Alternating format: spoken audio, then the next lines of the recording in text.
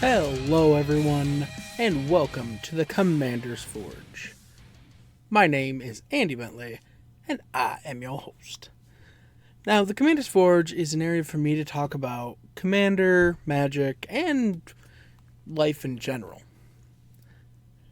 Now, at the top of today's show, I wanted to take a step away from magic to focus on the gathering. I know COVID has been hard for a lot of people, myself included. And things are starting to open up again.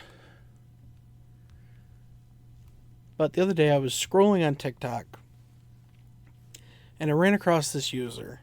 His name was PyroPhantom35. And he made a video talking about just getting people together. Like an actual, just multicultural cookout. And there's a lot of support for it online because people are very tired of isolation. It got so much traction that this creator is partnering with another creator, Mr. B. Davis 2, to make it a reality. And they're planning on having a meetup this September for as many people as they can have show up.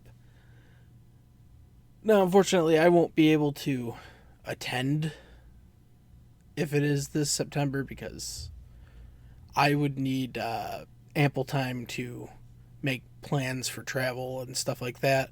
So hopefully this is something that persists into other years. Perhaps next year at some point. But the whole premise behind this is no hate, just coming together. Bringing different cooking styles, different backgrounds together for just 2 days of food and games and stories and exchanging. And I miss that. I miss the gathering so very much. And I hope that with the way things are going, we can get COVID under control and we can return to Magic Fests and GPs and Command Fests in the next year or two. Because I miss my people. I miss them so very much.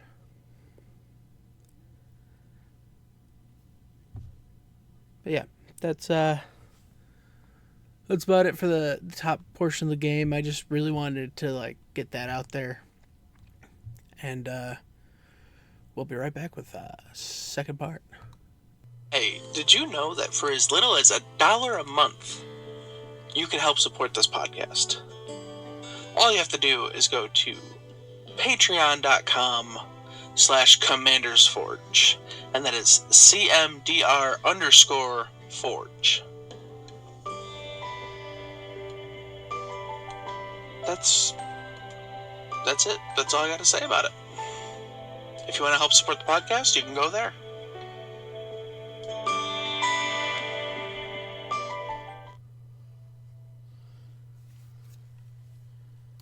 And welcome back.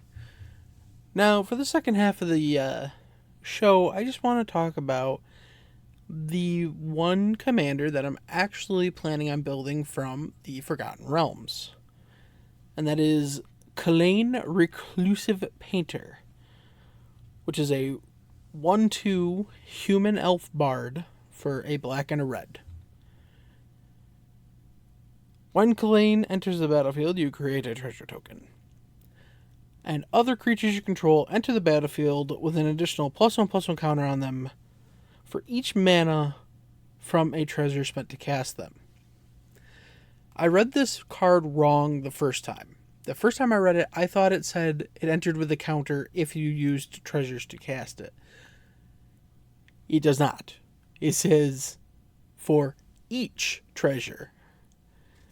And I got thinking about how I wanted to build this, and I kind of wanted to do like a slightly reanimatory, discardy type thing. So the first card that I thought to add was Chainer Nightmare Adept. He's a 3/2 human minion for 2 black red, but you can discard a card to cast a creature spell from your graveyard this turn. You can only activate this once each turn, but the fact that it lets you cast them from the graveyard means you can bring them back with counters by using the treasures. And whenever a non-token creature enters the battlefield under your control, if you didn't cast it from your hand, it gains haste until your next turn. Now, we want to make treasures. And we want to make a lot of treasures. So the first thought I had was Zorn. Zorn is a 3/2 elemental for 2 and a red that says if you would create one or more treasure tokens, instead create those treasure tokens plus an additional treasure token. Along with stuff like Ruthless Knave, which is a 3/2 orc pirate for 2 and a black that says for 2 and a black, you can sacrifice a creature to create 2 colorless treasure artifact tokens with the things. But you can also sacrifice 3 treasures to draw a card. Pitiless Plunderer is a 1/4 human pirate for 3 and a black that says whenever another creature you control dies, create a colorless treasure token, blah blah blah blah blah. Stormkiln Artist is a 2/2 dwarf shaman for 3 and a red. It gets +1/+0 for each artifact you control, and it has Magecraft. Whenever you cast or copy an instant or sorcery spell, create a treasure token. Forsworn Paladin is a 1/1 human knight for a black. It has Menache. You can pay 1 and a black and tap it to pay 1 life to create a treasure token. Or you can pay 2 and a black and target creature gets +2/+0 till end of turn. And if mana was spent to activate that ability, that creature also gains Death Touch till end of turn. Grim Hireling is a 3/2 tiefling rogue for 3 and a black. And whenever one or more creatures you control deals combat damage to a player, you create 2 treasure tokens. And you can pay a black and sacrifice X treasures. Target creature gets -X/-X till end of turn, and you can activate that only as a sorcery. Hoarding Ogre is a 3/3 ogre for 3 and a black. Whenever Hoarding Ogre attacks, you roll a d20. On a 1 to a 9, you create a treasure token. On a 10 to a 19, you create 2 treasure tokens. And on a natural 20, you create 3 treasure tokens. And I can't talk about treasures without talking about Captain Lannery Storm. 2/2 human pirate for 2 and a black. She has haste. And whenever Captain Lannery Storm attacks, you create a colorless treasure artifact token with this stuff. And whenever you sacrifice a treasure, Captain Lannery Storm gets +1/+0 till end of turn. Now, again, we're going to want to be putting stuff into the graveyard and pulling stuff out of the graveyard. So one of the cards that I definitely wanted to slide into this deck is the Ozolith, which is a legendary artifact for 1 mana. And whenever a creature you control leaves the battlefield, if it had counters on it, you can put those counters on the Ozolith. And then at the beginning of combat on your turn, if the Ozolith has counters on it, you may move all the counters from the Ozolith onto that creature. It's just a way to move counters as we throw creatures around.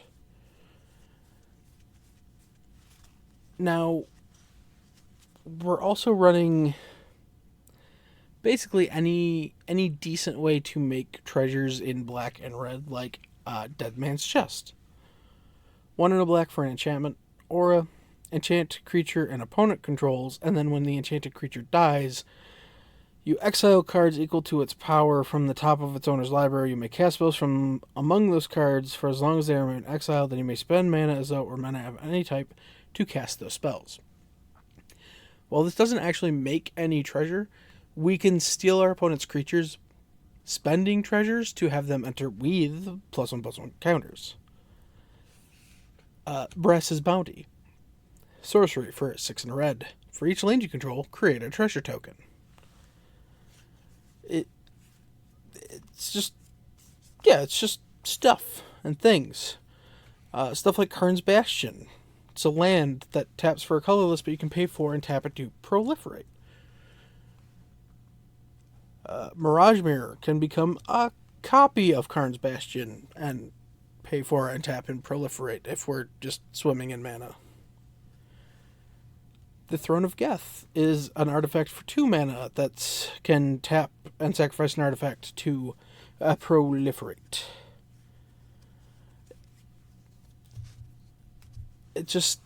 I really liked the idea. And again, I'm not going out of my way to build this deck as optimally as possible. I'm just going to kind of slap whatever I have laying around together. See, a Strike It Rich. Single red mana for a sorcery that creates a treasure token, but it has flashback for 2 and a red, because why not? Deadly Dispute is 1 and a black for an instant, but as an additional cost to cast the spell, sacrifice an artifact or creature. You draw 2 cards and create a treasure. Unexpected Windfall. 2 red, instant. As an additional cost to cast this spell, discard a card. Draw 2 cards and make 2 treasure tokens. You have all these random and make a treasure token. Grim Bounty is 2 black. Sorcery. Destroy target creature or planeswalker. Create a treasure token. And, one of the things I'm putting in here that, because I figure this deck's going to be kind of swingy, is a Shiny Impetus, and just enchant my own creature. It's a 2 and a red for an aura. Enchant creature gets +2/+2 and is goaded, but whenever the enchanted creature attacks, you create a treasure token. Marionette Master is a human artificer for 4 black. She has a 1/3 with Fabricate 3. But whenever an artifact you control is put into a graveyard from the battlefield, target opponent loses life equal to Marionette Master's power. So if we're just constantly sacrificing treasure tokens, I think you see where we're going here. Right. Reckless Endeavor, which was one of the cards that made me want to build this deck, is a sorcery for 5 red. You roll 2d12 and choose 1 result. Reckless Endeavor deals damage equal to that result to each creature. Then you create a number of treasure tokens equal to the other result. So if you don't want to kill everything and you roll a 2 and a 5, you do 2 damage to everything and then make 5 treasure tokens. Right. Other than that, it's mostly a bunch of commons, uncommons, and a cranial plating. I don't know. I'm still workshopping it, and we'll see how it holds up when I finally get it done. Now, if you've been enjoying my content, you can leave a review on iTunes. You can like and subscribe if you're listening on YouTube. And if you really want to support me, my GoFundMe is still up for me to try and get the tax man off my back. But that said, I will see you next time. That brings us to the end of the podcast.